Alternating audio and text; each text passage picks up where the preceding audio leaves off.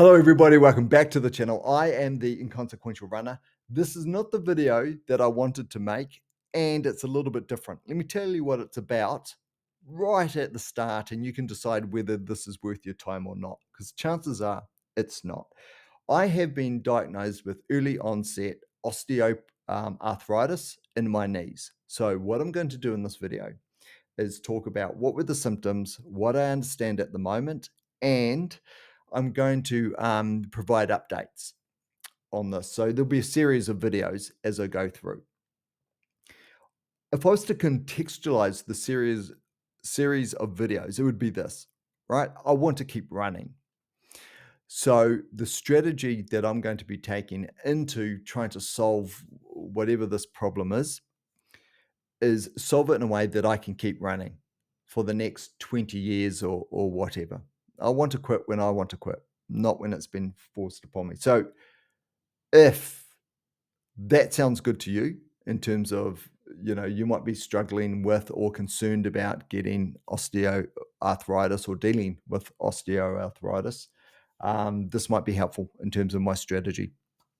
Because, yeah, I can deal with it quite easily by just quitting running, because the compound effects of running is going to exacerbate, as much as I understand, the osteoarthritis in my knees. Okay, so let me give you a bit of history, and in this video, I'm going to focus on the symptoms.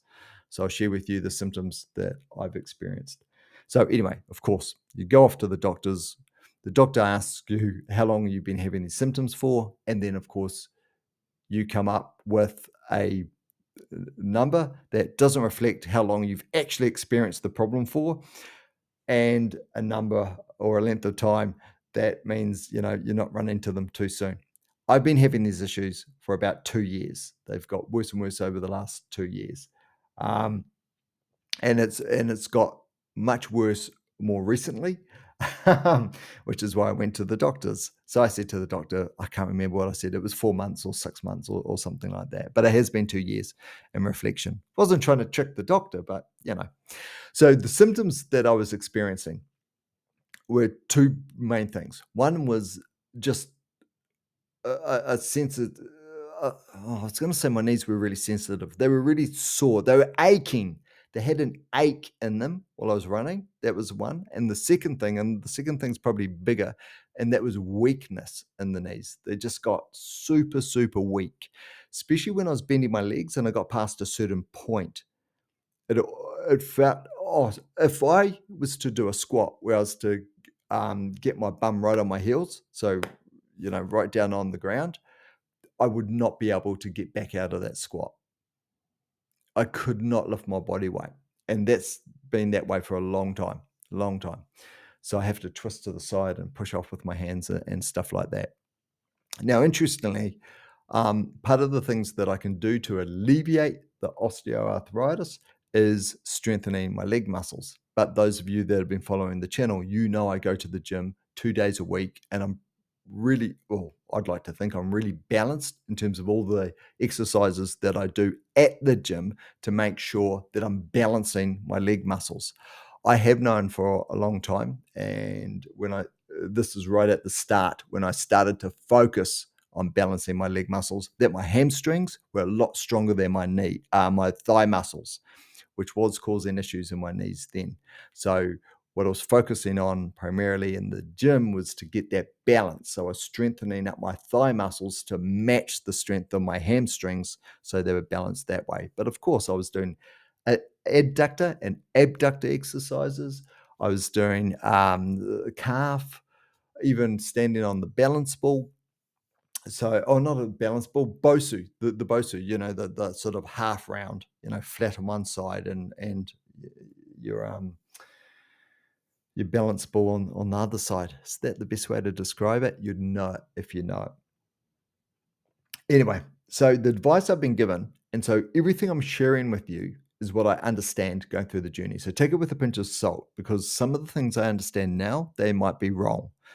And let me take the opportunity now to say, if there's any questions that you want to ask me that I can ask the specialist when I'm talking to the specialist or whatever, or things you think I should be thinking about, throw them in the comments and I'll run with those. Of course, I'm looking for advice, and I've got advice from Coach Mark. We might do a video on the advice that Coach Mark had given me, also the doctor.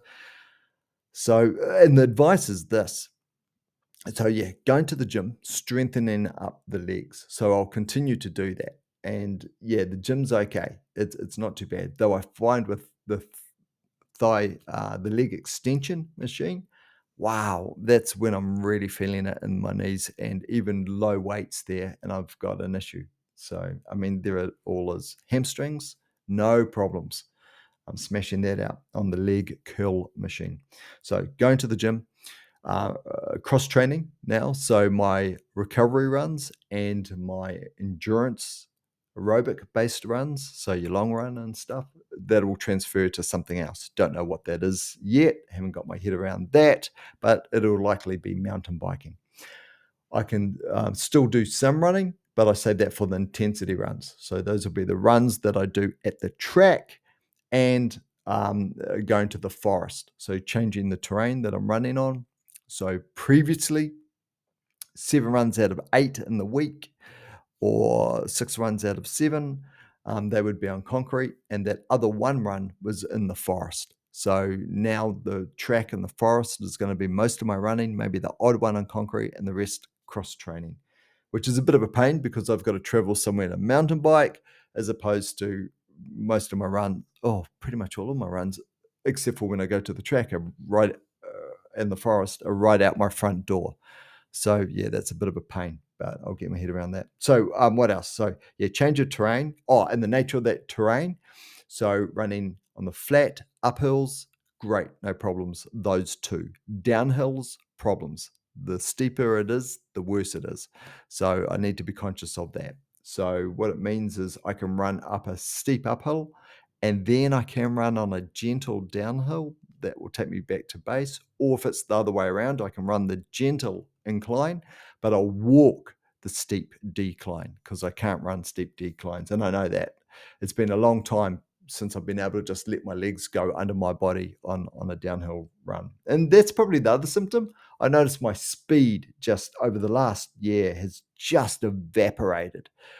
And I can't run fast without it hurting. So yeah, most of my runs have been pretty uncomfortable.